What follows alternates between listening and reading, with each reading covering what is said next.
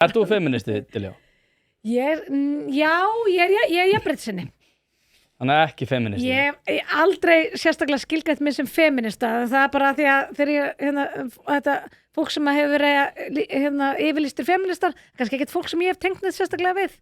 Svo er ég bara svo setjum mig stellingar svo Jakob, svo er ég bara að reyna að vera ekki að stimpla mig svona mikið. Nei, finnst þér ekkert skrítið að, hvað ég var að segja, gefa puttan í það baráttu sem að hefur gengið úr skuggum það að þú hafi verið á annað borði réttindi hér á landi og búir við þau lífskjör sem að þú ert raunverulega með. Finnst þér ekkert skrítið að snúa baki við það nú þegar þú ert komin með þau réttindi? Ég sé einmitt að Kvennahreyfingin hefur nú skipt máli þar. Ég er einmitt að hef verið að leggja þeirri baráttu lið. Ég hef nú verið að vekja athygli á baráttu sjálfstæðis manna og ekki síst kvenna í þessum efnum og verið að leggja lið meðalans með því að vekja athygli á því að við getum verið að ganga réttindi kvenna að hafa þeim áhyggjur.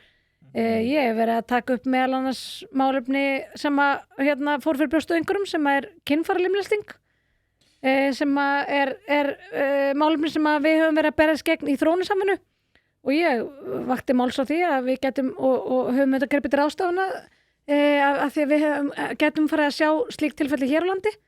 Þetta er bara, þetta virðist vera ótrúlega fjarri okkur en þetta er jafnréttismál sem að raunverulega konur vísvegar heiminn er að berjast fyrir.